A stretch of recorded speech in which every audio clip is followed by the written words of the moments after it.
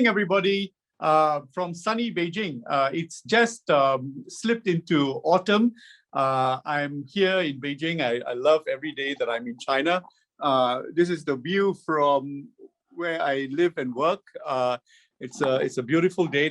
This is going to be a working session, so it's a workshop. It's important that I start the workshop with a presentation. I've seen the name list of the participants. I see that it is a pretty senior group of people from both traditional banks as well as from new players, fintech, financial technology players trying to get into digital banking. And so I'll keep my comments as broad as possible. Now, the outline that I'll give is based on my perspective. So, we can use that as a basis of our conversation. Now, it looks like a lot of things to be covered, but let's travel through it very quickly. And I think I will take about 40 minutes or so in this presentation, because I do have a lot to say, and it's very important.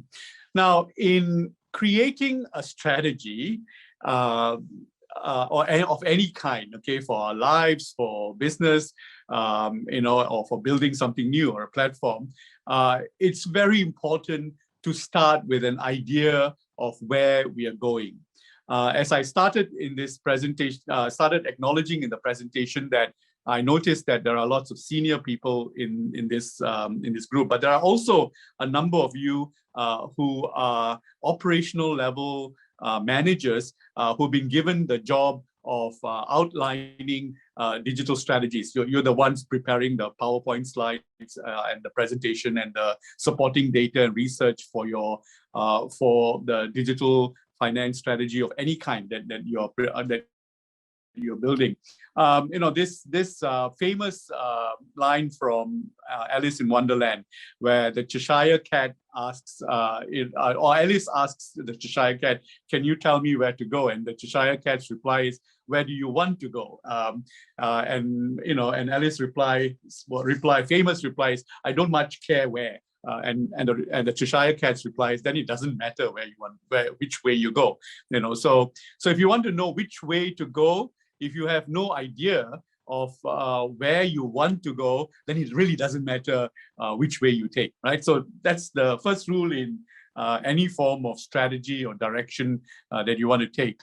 So the first thing I want to impress all of you is that develop your own idea, okay? It doesn't have to be a right idea, but start by asking yourself, what do I know about where the future of finance is going to go? Where is it taking us? What do I know about cryptocurrencies? What do I know about blockchain? What do I know about API? What are my opinions on these things? What do I know about platforms? Once you develop those ideas, then you will be able to build your own strategy, right? So, and it's so important that those ideas are personal to us, personal to you, personal to me. And from there, people like me help banks and new players make their decisions, and people like yourselves who actually have to build digital strategies have to make certain assumptions in terms of where the technology is going and where the transformations are coming from and where they're taking us, okay? Now, there are also, if you actually even just Google, say, banking strategies or something like that, you will see there are tons of material from different consulting firms, from the brand name ones to individuals who will give you roadmaps, okay? This is the desired roadmap to build your digital banking strategy. I am not giving you a roadmap, okay? I am giving you 5, if not more, considerations that you need to have in your roadmap. Okay, so roadmaps, just go in and look at different roadmaps. Some of them are very complicated, some of them are very simple, and so on. A roadmap is a roadmap. You either go here or you go there. You go this way or you go that way. You go this way and then turn right, turn left, do 5 things, and you'll get to your destination. But all roadmaps have certain elements in them. And the first element, as I started in this presentation, is a belief statement. What do you believe the future of finance is going to be like? What do you believe the roadmap, or rather the strategy? Well, what do you believe?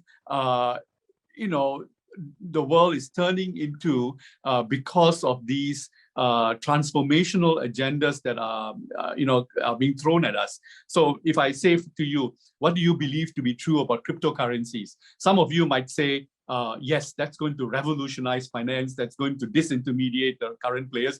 And some of you will say, no, it's going to be controlled by regulators. It's going to be harnessed into the existing model. Okay, I don't care what you believe. I have my own beliefs, but we need to form those beliefs, okay? And once you form those beliefs, then you work according to that. If you think it's going to be disruptive, if you think it's going to be controlled, then you need to stay, okay, what can I do to harness that for my existing strategies, okay? And that's really up to you, but I have a few things to say on that front. And then, of course, current market realities. In the market that you operate, you may come from a country which has a per capita GDP of 50,000 US dollars. And that's a very different market from a country where the per capita GDP is 1,500 US dollars, or 6,000 or 8,000 US dollars, which is considered to be a middle income market, which has its own dynamics, its own. The moment you say middle income, it means a few things. It means that the market had evolved to a certain level, and the level at which it is right now, it might break into high income or remain at middle income or decline back into low income economy.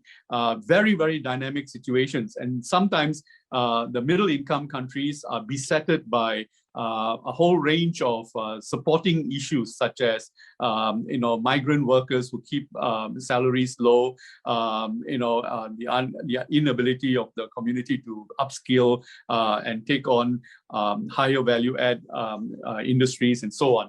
So a number of current market realities that you need to take into account. And then, of course, you need to take into account your own current organizational realities. Some of you come from traditional banks, which just to move the bank operationally requires incredible investments in technology, in processes, even the internal, just the leave application process is done manually today. So when will it be that everything within the organization will be digital? Okay, things like that. People, I've worked with banks where one of the biggest challenge they've had is to transform very hardworking employees who have been with the bank 20 or 30 years, who are very supportive of everything that is done in the bank, but who cannot take on the digital agenda willingly. So then their first concern is, what about me? Where do I stand in this transformation? And where's the institution going? Do we need more people in the future? That kind of thing. So harnessing the people and mobilizing them, and then getting new talent in to make the transformational changes, those are issues, right? Now, these are not things that you're not aware of, okay? And then you state your goal and you create your own future, right? So so then what do you think the future of finance will be? Even the current is very interesting. Those of you who are in traditional banks may like to know that banking is no longer the largest intermediary in the economy today. The fund management industry, the stock market industry, they are all much larger than traditional banking. And then there are new players coming on, ETFs, which are trading on the information on an asset, which is, it's actually one step or two steps removed from underlying assets of any kind. Trading on information is increasingly becoming an industry in itself. So although they are small at the moment, they are growing, and they are cheap, and they are cost efficient to customers, and they are growing very, very quickly. And then digital wallets also looks like it's small as a percentage of total banking assets, but in many economies today, in China, for example, WeChat and Alipay as digital wallets, they compete with bank deposits. In other words, there's as much money sitting in the digital wallets of these two players as there are in the banking system. The only reason you don't see those numbers in a chart like this is because they actually have to be held in custodian accounts in various banks in China. But the platforms themselves are disintermediating the banks. And when you think about new devices like central bank digital currencies as they come about, these will increasingly sit, if they ever become a reality, they will increasingly sit on digital wallets that do not need to be institution specific. So we are talking about a very, very, if you're like a traditional bank and you are sitting in downtown, think of yourself as the oldest building in town, which used to be the tallest building at 6 stories or 12 stories, which is now a squat compared to buildings which are 80 stories or 90 stories high in your same city. Or the little community church, tucked away in downtown, which used to be the most beautiful building in downtown, today is surrounded by a whole range of skyscrapers around. So if you're in traditional financial institutions, you need to have that feeling, okay? Now, the next thing that contributes to our idea of building a digital strategy is this. Don't get caught up by current realities, okay? Now, if this was 2007, if this is exactly 2007, and some of you still remember 2007, when you go back, you will realize in 2007, you were afraid of your jobs, you were afraid of the banking industry collapsing, you were afraid of global capital markets collapsing, and the newspapers were reporting every day on one bank after another, and not just banks, but also institutions which were heavy on finance, like GE Capital and AIA insurance companies. Threatening to go down under. And so you think that was the headline of the day in that period. But actually, unknown to you, right, there was a there were many, many transformations taking place that defines us today. And when you think about the banking crisis of 2007, it's far away now. In fact, the banking industry rehabilitated. Many new things happened. It became even stronger. The OTC market that the industry was so determined to destroy never got destroyed, right? It in fact became even larger. But insidiously, there were a number of other transformations taking place. And if you see in the chart that I've put up, Facebook became a reality in about 2007, 2006. I mean, yes, Mark Zuckerberg started Facebook in his dorm in 2003 or so, but it became a commercial reality at about that time. Twitter became a reality. iPhone was introduced in 2007. And then there were a number of technologies that formulates how technologies run today on the cloud. It's GitHub, which is a shared platform where technology is built collaboratively. And then you have platforms like Netflix, which totally transformed how media is delivered today. It just broke the cable industry, which was physical, and today everything is digital online, right? So Netflix and so on. And the internet in 2007 went to 1 billion people. Today, the internet is 50% of the global population today, which is 7 billion. So about 3.5 billion people have access to the internet. Bitcoin was born in 2008, right? And today it's a $1 trillion asset class, larger than gold. And then Airbnb, shared utility, the shared economy started to take shape. And so now we are here in 2021. All of these things that originated in 2007, 8, in that period, have become huge realities that we have to, come to terms with today. So as we think about 2021 and when we read the newspapers, we think we are caught up with geopolitical realities of China and US, trade war and stuff like that, inflation, the massive amount of quantitative easing that is being released by all of the leading economies, the US, China, Japan, EU, and then all of our respective countries because of the pandemic, right? Now, so those are the headlines, but insidiously again, the transformational things that are happening are, there are hundreds of satellites which are being put in space, which will make the internet ubiquitous, right? And that will have a amazing transformation in global geopolitics eventually, because we are now creating a nation state that is not land-based. It's a nation state of everyone who is on the internet, right? It's a virtual nation state. And those virtual nation states have started taking shape. When you think of ISIS, right?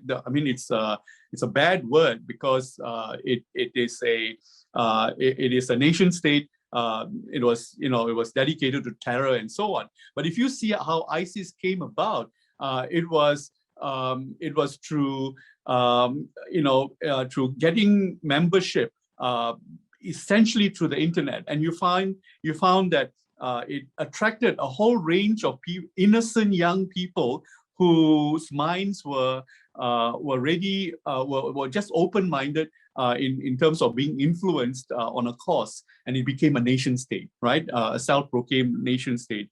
So just think about the repercussions of how, when more and more people are on the internet, we're going to be forming nation states which are not geography bound. Okay, and it will have an immense implication in the next 10 to 20 years, right? Crypto is building incredibly. Bitcoin, as I said, is today a $1 trillion asset. Yes, it goes up and down a little bit, but it's touched $1 trillion. But it's not so much the value of cryptocurrency. It's all that is happening around it. The interoperability, the putting on assets into tokens. Those are the work that is transforming finance today. Even something as simple as battery life. You think about the iPhone that you have, the mobile phones that all of us have. The chip technology can actually do far more if the battery technology is able to support it. So chips are getting smaller, 5 millimeters and even smaller than that. Soon it will be just a dot on your shirt. And if you have the battery technology to support that, the things that can be done on the microchip can go even further, right? Already all of that exists. Human genome extraction. I'm actually learning a lot about the history of the major civilizations, the Chinese, the Indians, the Arabs, and so on, because of new things we are learning about human migration, how it happened, and when it happened, things like that, and data processing speed. So in the next 10 years, we need to look at these things and say, hey, which of these will be transformational, and which of these will create opportunities for me that I can, incorporate into my strategy, right? And these things are general, not just to banking or finance strategies, but anything. But in finance, the challenge that I would like to give you is this: do not think that you are in a asset forming war. Okay, the battle is not whether you will have more mortgage than your incumbent competitor. So in many markets, the dominant banks hold the mortgage market, the bulk of the mortgage market. When a digital player comes into being, they think that their role is to steal market share from the current traditional players into their own portfolio. So organizations like the Asian Banker will draw a pie chart and say, okay, this bank in this country has 25% market share of the mortgage market. Because of digital players, it slides to 12% or something like that, and then all of the other players take over the mortgage market. And you think that that's the battle. You really need to think that there will be no mortgage market, that there will be a new world, okay, just as I mentioned the ETFs just now, there's a new world where many young people would rather be in the utility market, which is asset light, is utility driven, and just like Airbnb, they would like to have a right to a share, right? So, and with more information and more information on more data available on the number of inventories in any city, this mobility and this flexibility and this asset-light approach might actually define how property is evolved in the future. And you may want to start, your business now building a market share of that, because the market share doesn't exist, as opposed to competing with your biggest bank in the country, trying to get a market share of mortgages, which is an expensive warfare, by the way, because you got to compete on price, you got to compete on customer acquisition. Okay, so that's the kind of thinking that's required to define what the future of finance will be. Now, I'd like to say this about how much of the competition has evolved in just about any country, right? Whether it's in the UK, in the US, in Southeast Asia, which is a very dynamic part of the world, in China, is that many new players in digital finance have been trying to compete with the dominant, with the incumbents. Okay, and when you try to compete with the incumbents, you'll end up looking like the incumbents, and that's what you don't want to do. And when you end up looking like the incumbents, you actually end up absorbing or imbibing or starting to incur the same cost factors as the incumbents. So if you think that you are in a competition for market share, you have cost of acquisition, incumbent, right? Cost of credit, incumbent. Credit profile, incumbent. In other words, you're looking at the same credit profile as the incumbent, especially in mature markets. So that is why today you will see, the peer-to-peer lenders, for example, right around the world, the major peer-to-peer lenders, all of them want to become banks. So they started by thinking that they were going to disintermediate banks. Today, they're in the UK, in the US, going in and applying for banking licenses, and that's because they had constructed the idea of competition around the incumbents' construction. Okay, so a peer-to-peer lender needed to see their business model as not being acquiring loans, and that's the model of existing financial institutions. And peer-to-peer in the network world was more about information on loans, right? And information on loans is all about creating the conversation of the community around that information. or information on assets, not just the loans, it's the physical properties. And when you have information on assets, the utility of it is not to get a loan. The utility of state is something totally different, okay? And peer-to-peer players never figured that out. And as they became increasingly regulated, they just decided that, hey, actually at the end of the day, if with a banking license, we'll be able to do what the banks do, okay? So that was really no fun. But with far more intense amount of information available for free, and data available for free around the world, you will see another iteration of the revolution of internet finance and the new challenger institutions taking to another phase, and that's going to happen very soon. Okay, and it's already on its way. You don't see it, but you will see that that's how it's going to evolve. Okay, now so when we look at traditional asset classes, traditional products in finance, we need to also restate what we think to be the current issues that are redefining each of these areas. So take wealth management, for example. If I were to ask you, what is the most important challenge in wealth management today? Now, just about every family office, fund manager, private banker thinks that it's acquiring wealthy customers. Okay, that seems to be the battle, right? Actually, the real battle in wealth management is that poor people have as much right to wealth enhancing assets as rich people.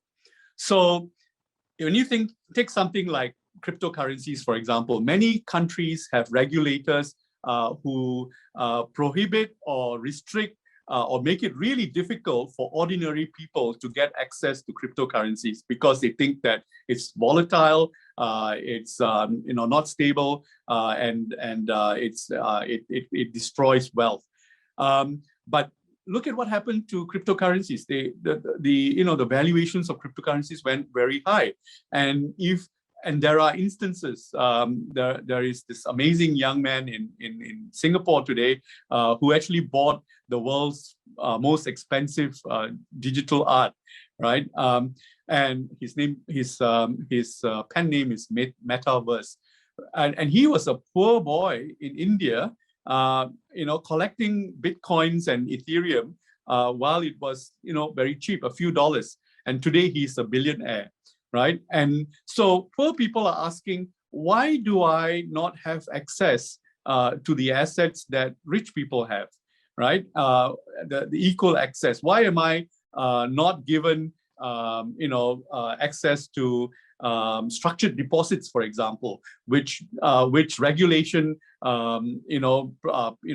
focuses on, you need to be of a certain net worth and able to take on this amount of risk in order to buy structured deposits. Instead, poor people are given just basic bank deposits, which actually is a funding cost for the banks, not for the depositor. Nobody in the world with today's quantitative easing stands a chance of becoming wealthy, saving money on deposits. Deposits is actually, asset destroying because of inflation and so on, right? So, what is your sense of what is the competition in wealth management?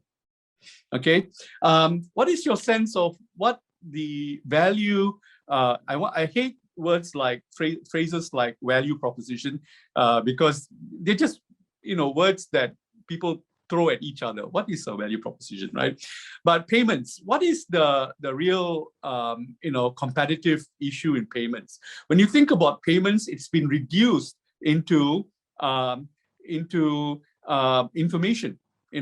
Payments should be the cost of payments has collapsed to zero. In fact, it's negative.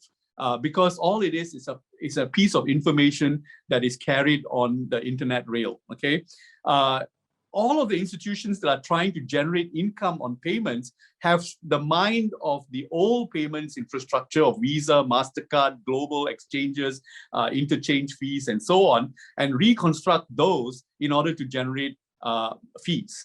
But in essence, that industry has ceased to exist.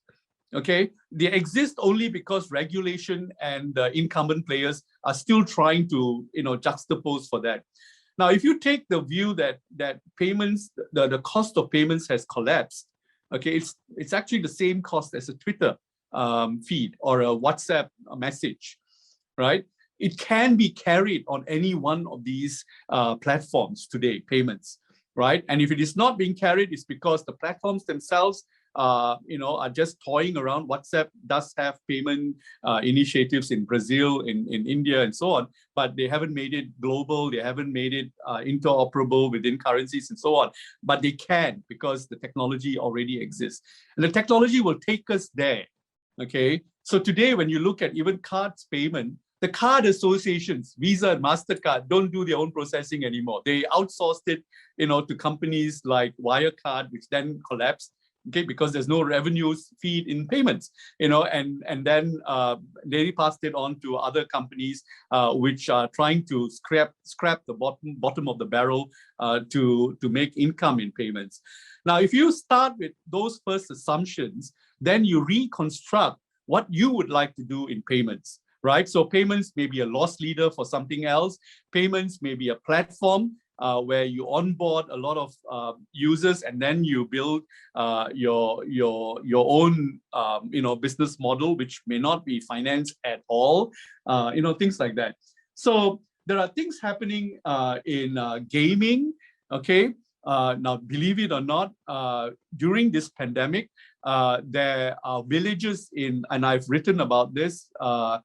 I've written this in my forthcoming book, right? Villages in the Philippines and Indonesia, where village people game all day to generate income to put food on the table for their families.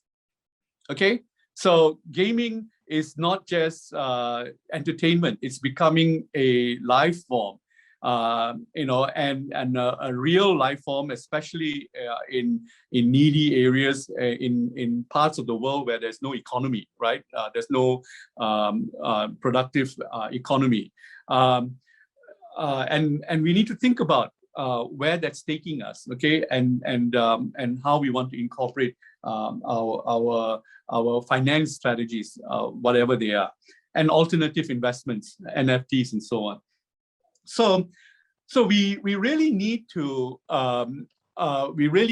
think about each of what are existing product classes in finance, and then try to make sense of what we want to do. Now, the new realities may not exist today, but what we need to say to ourselves is that's where it's heading. I want to get there eventually. I don't want to waste my time rebuilding a mortgage war in the existing market. Okay. Now, I know that many of you are bankers with a traditional job, and you hop around different banks. And when you get into the new bank, you want to show that you are amazing in building market share. All you're doing is extending your own jobs for the next 3 years. That's all you're doing. Okay. You're not transforming the industry. You're not taking a bet. You're not, you're not creating the next institution. Sorry to say this, but you are a waste of time. Okay, if you take a certain belief statement and build on it, then you're taking the institution somewhere. Okay, and investors and venture capitalists should take that into consideration. Now, this is not a very good chart because it sort of makes all of the developments look like they are linear and equal. They're not equal. They all clump together in the 2000 and in the early days of the internet, the 1994 and 2004 and so on. So please pardon the top part of the chart. But what I wanted to point out in this chart is that we've gone through 3 phases without realizing it. Okay, so the first phase was, during the early days of the World Wide Web. So you had Amazon being created and so on, and then there was technology put on it, which was secure layer SSL technology, which made it possible to transact value, and that's where banking started going online, right? And all of that can be considered to be the origins of the platform era. And we are still in the platform era. We are in an amazing phase of the platform era. The platform era started with the World Wide Web, and then it became, on computers, but something happened to the platform era in about 2010. And that's like 2 years after the iPhone and the smartphone in general. Okay, Google also came up with the Android technology in about that period, 2006 to 2008. It took about 3 years for mobile technology to mature and to become widespread in usage. And in 2010, several developments took place. In the US, there was Square. In China, that was the origins of China, the WeChat Pay and Alipay in about 2010 period. It's not as long as you think it is. It's actually magic that evolved and became a reality. In China today, I do not carry a wallet. I actually do my payments on WeChat and on Alipay, right? I was going to show that to you, but everywhere. The most important asset in my wallet in my pocket is my mobile phone. And so lots of things got developed in mobile technology since 2010. Okay, and now we are in 2021.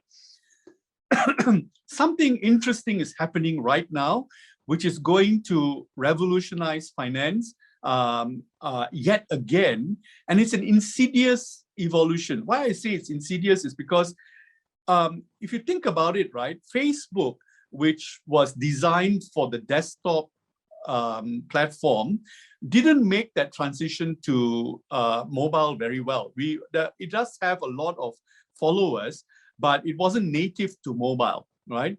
And then the native players came about, WeChat, Alipay, and then the WeChat users will say, why doesn't Facebook do all these wonderful community things on the mobile device? And that's because the origins of Facebook are one generation before that. In fact, this year in the US, the number of Facebook users has started to decline. Okay, this year, January, or rather last year, the last quarter, it started to decline. So it was reported in January this year, and declined to new platforms like TikTok and so on, which are more mobile native. And guess what? There's a new evolution coming about, and I've actually described that in the book that I'm putting together, which I really hope to get published by November this year. I mean, it's actually ready. In fact, it's going through the edits at the moment. And what I'm saying is that we are going to enter a phase called personalization, right? And in personalization, all of the assets that are created, in financial institutions today are going to be available on a token, right? Bitcoin. I mean, Bitcoin is such a bad word because some of you are thinking, cryptocurrency is bad. Regulators, central banks don't like it. No. It's the token economy. Okay, it's what is happening around token technology that is carried today on mainframe technology stacks are being delivered on a token. Okay, and those tokens are becoming incredibly interoperable. Okay, the interoperability is becoming it's a big agenda in the blockchain community. And it's absorbing a whole range of assets, including NFTs, but also deposits, loans, foreign exchange. All of that is becoming, able to be carried on tokens, and be transacted between individuals without a permissionless, they call it, platform, right? And that evolution is going to give a new phase to finance in the next 10 to 20 years that we need to start taking into account. Okay. Now, so if you're going to be building a digital bank, Hong Kong, Singapore, Estonia, even in the US right now, you need to say to yourself, what do you believe the future of finance will look like going into the future? Here, all of the incumbent players who are huge platforms today. In China, you have Alipay and so on, and then you have Apple Pay. In Southeast Asia, you have Grab, you've got Gojek. In India, you have OVO and so on. And you've got Line Pay in Japan and Korea. Now, all these are platforms, okay? What will happen when platforms start getting disintegrated into tokens and into personalization, okay? The platforms will crumble, and the nature of the relationship will change from institutions and platforms to the individual, okay? So this is in a changing mode. What we do at the Asian Banker, we have a research company called Tab Insights, okay, and which collects data which is now run separately from the Asian Banker. And by the way, the organization I founded is called the Asian Banker. Today it's called Tab. The reason is we're no longer Asian and we're no longer banker, right? And that's because we have offices in Dubai, and we do events in Africa and in London. Finance and the transformation of finance has not got a border anymore, right? So we are global, and it's not banker anymore because when we say banker, we mean a whole range of new players, and some of you from those institutions. Now, we put together a list of all the digital banks around the world, right? And there are those which have incredible numbers of customers, 33 million for new bank in Brazil. WeBank in China is 270 million, retail customers. My Bank, 35 million. Some of these are actually on the back of platforms. So like My Bank, for example, is owned by Ant Financial. WeBank, XW Bank, which is owned by Xiaomi, which is like an Apple, phone. In other words, these are institutions that proliferated platforms in various forms, either through a internet platform, like an online, sales platform, or the proliferation of devices like mobile phones and so on. And then you have the smaller players, like Jibun Bank has 4 million customers, and Jibun is actually a joint venture between KDDI, which is an internet platform in Japan, with Tokyo Mitsubishi Bank, saying that let's start a new bank because we can't solve the problems of our incumbent traditional institution, which is Tokyo Mitsubishi Bank. And then there are challenger institutions like in the UK, you've got Starling and so on. Part of it is the number of customers.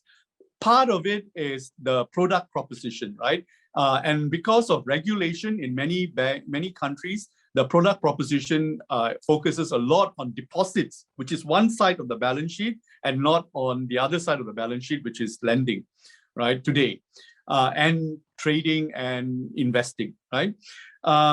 So we take stock of what it takes to be a profitable internet bank.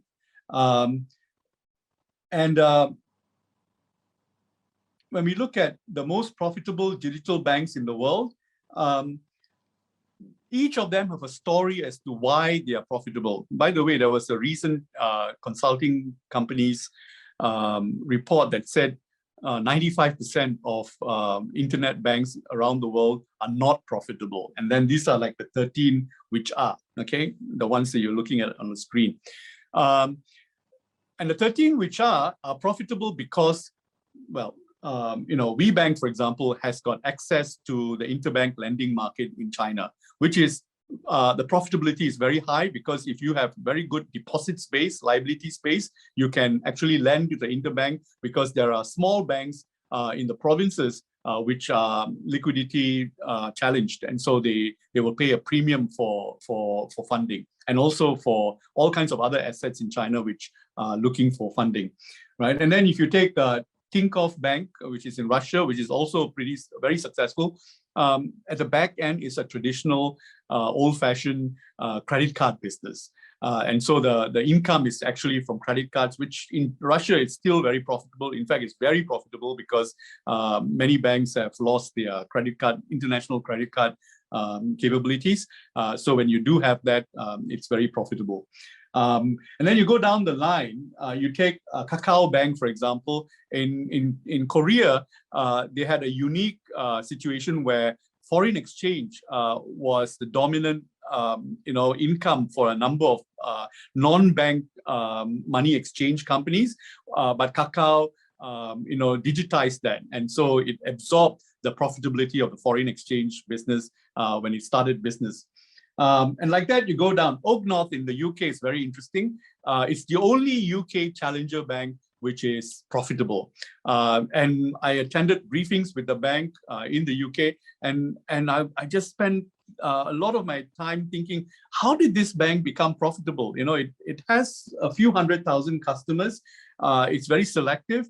And it's very focused on small businesses. So it keeps the balance sheet of each of its customers and then slice and dices it to treat the small business customer like a corporate customer with profiling and so on, with a very strong credit profiling. Think of it as making financial inclusion for small business customers, which are a very profitable segment.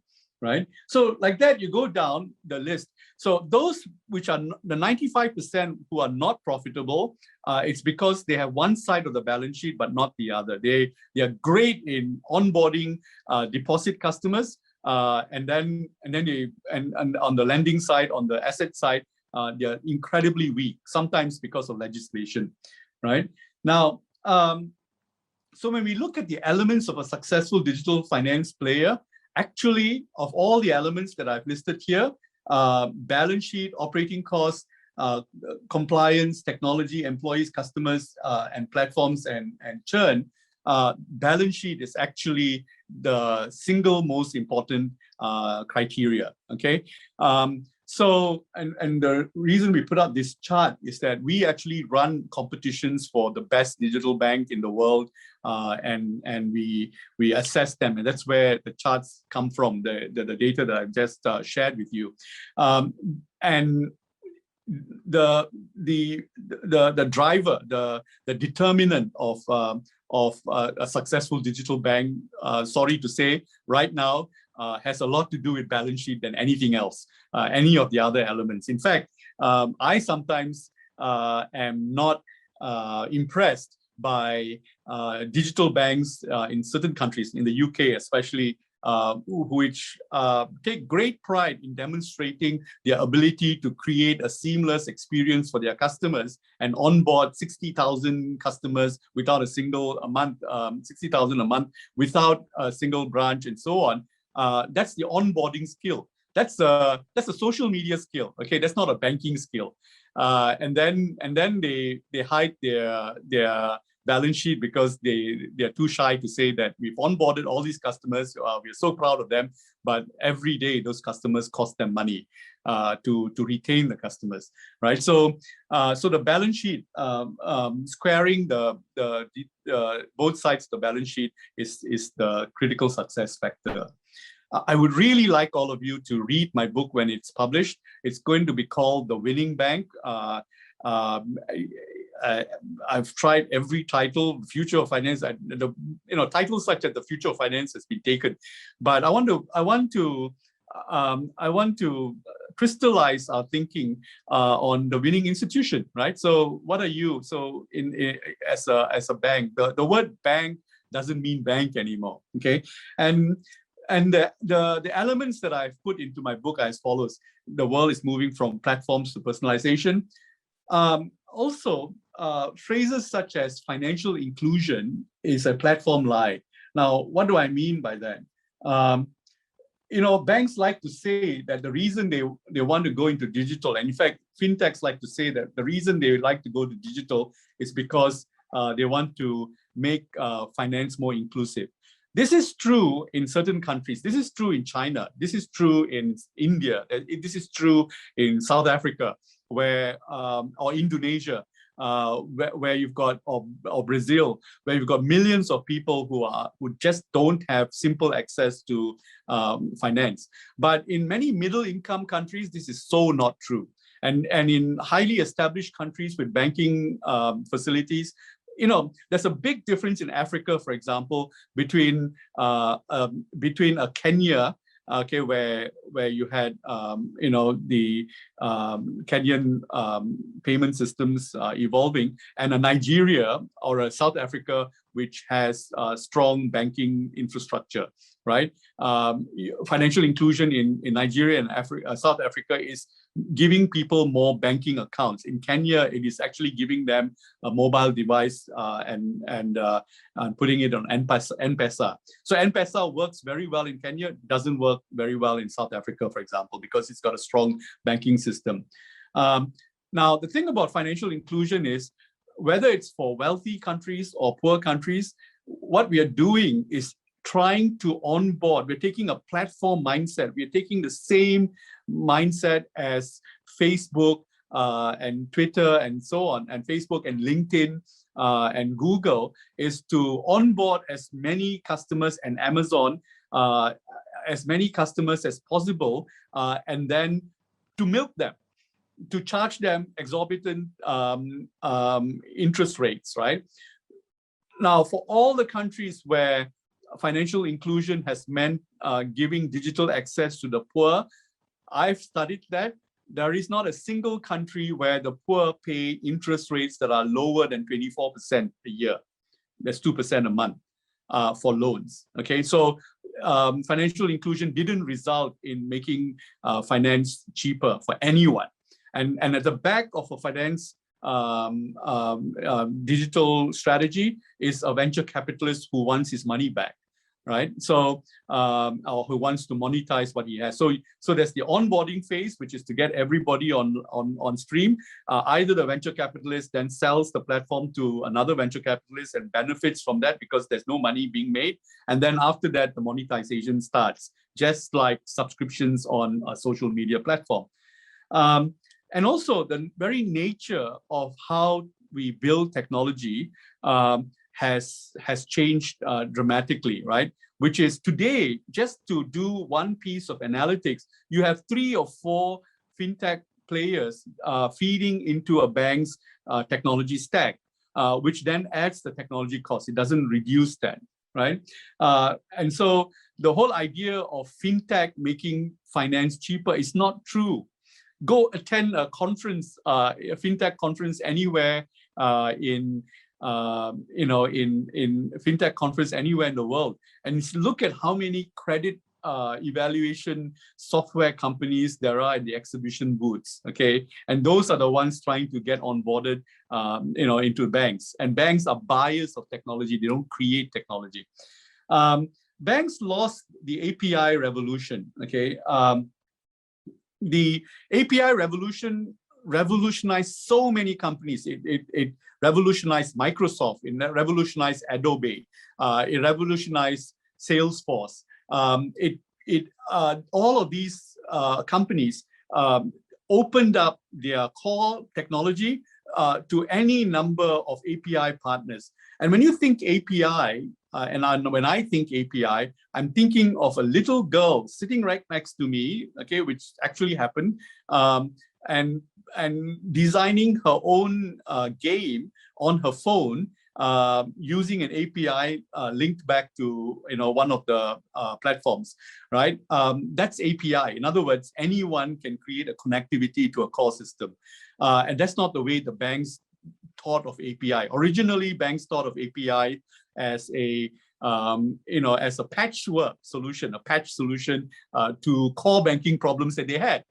Okay, so they wasted 5 to 6 years on that. Okay, and then now there is a lot of activity on the API front. Banks just don't get it. Okay, and API has now gone into the token. So APIs now sit on tokens. In other words, the agenda had moved on, but banking is still trying to catch up with what APIs are supposed to do to revolutionize finance. Blockchain.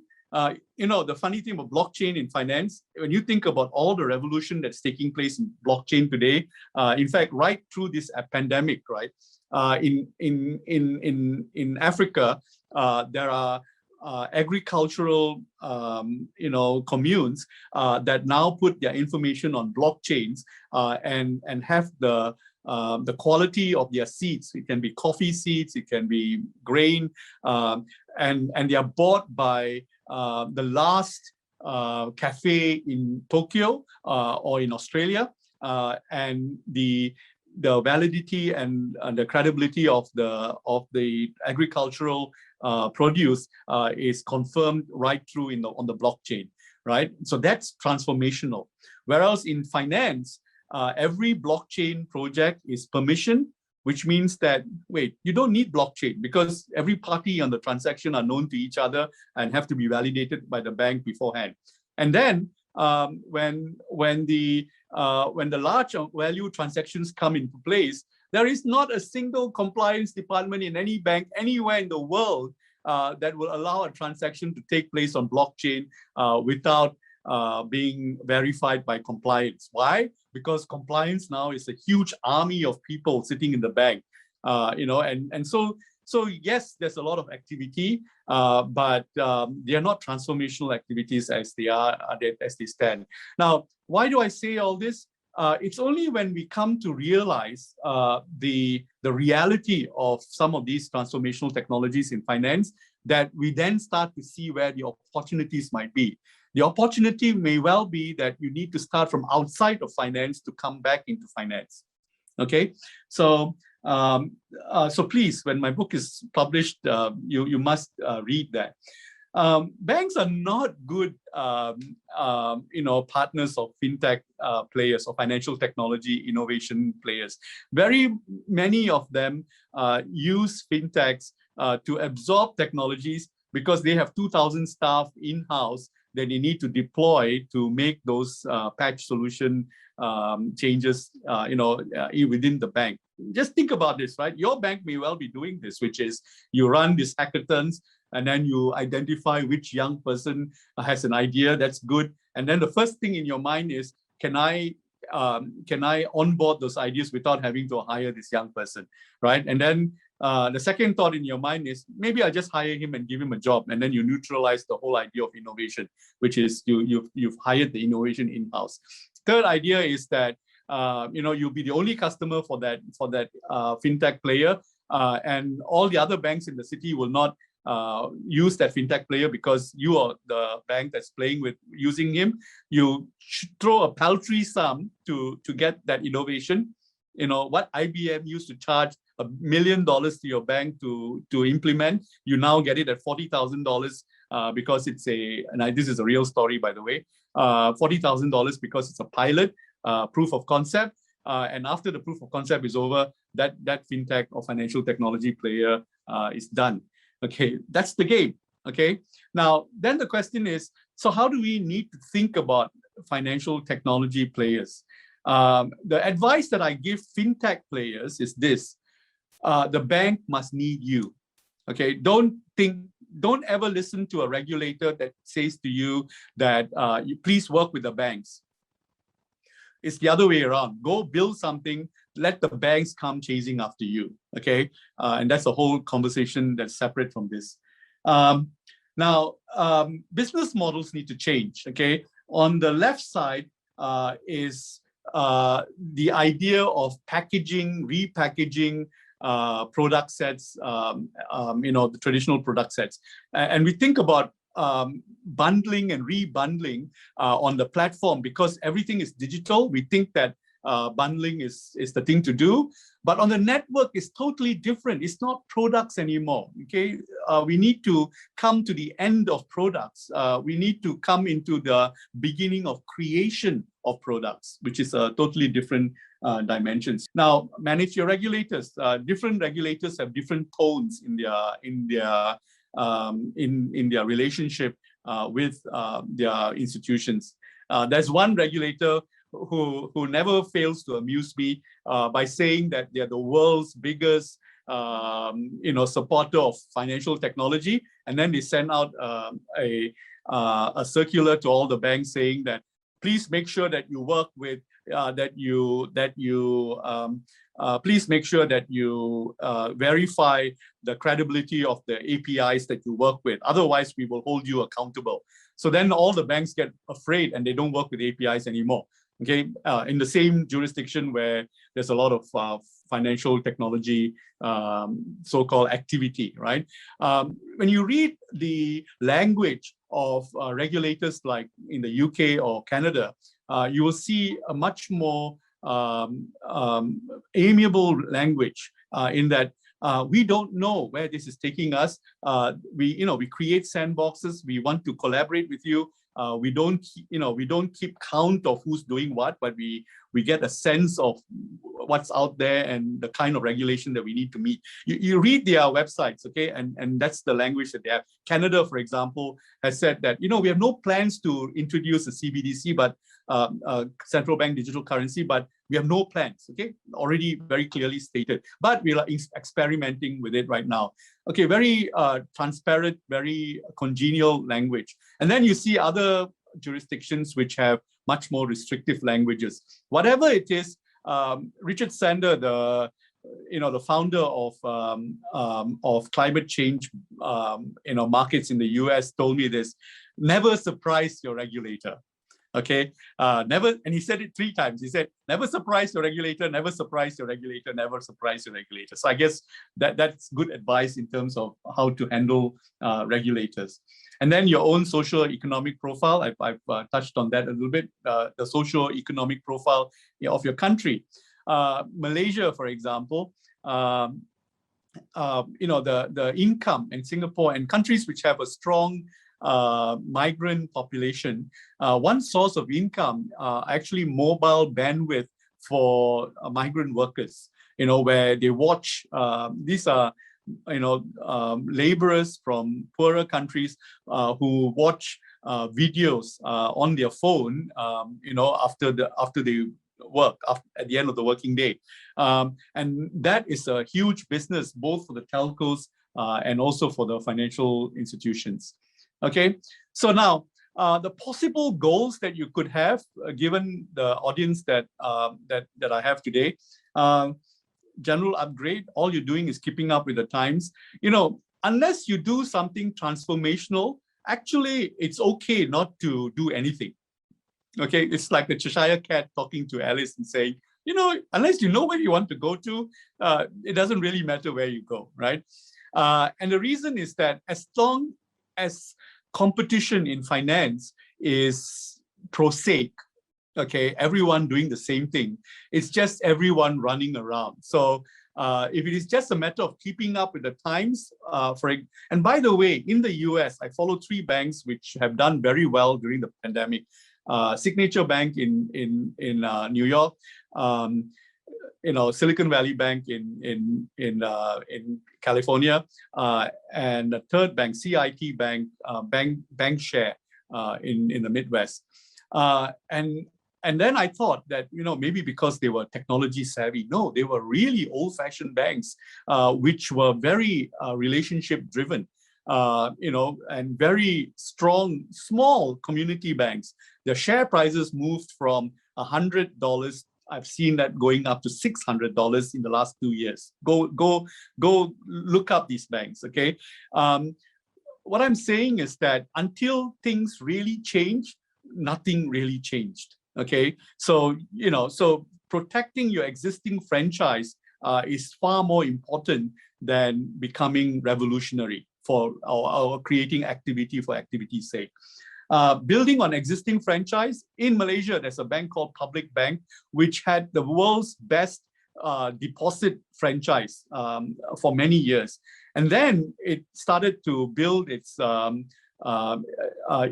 deposit franchise is old Chinese money in the small towns of Malaysia, right? And it started building its asset of lending base, 30% compounded annual growth every year for about 5 years. And it didn't suffer any non-performing loan issues. And the reason is the deposit customers are the most stable customers in an economy which is driven by essentially the same hardworking Chinese entrepreneurs who were essentially the customers of this bank, right? Leveraging platforms, building a new reality, or your goal could be to attract investors, to tell a story, to up the share price. And for that, if you had a lot of hackathons in your bank, go ahead, have fun. Using consultants, I put this slide in here because some of you, because you are thinking strategy, you're thinking, okay, which consultants do I need to use? The ones that I've come across, you need to think about what is the core belief and the core skill set that the consultant brings. Many consultants are ex-bankers in their 50s and sometimes in their 60s. So they actually build their franchise 20 years ago somewhere. So you got to figure out what was that franchise that they built 20 years ago. And very often that's the core skill that they still have, regardless of trying to reinvent themselves in the digital age. And then you say, is that the skill that I'm hiring? Okay, and will that be the skill? And everything they do will be translating where they come from. Okay, what they were built on. Okay, so to conclude, belief statement, your current market realities, your organizational capability, people, and then you state your goal. So I hope that what I had to share with you today is useful.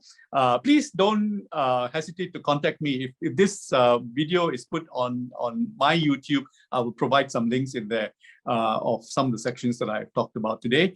And look out for my book when it's out. Thank you very much.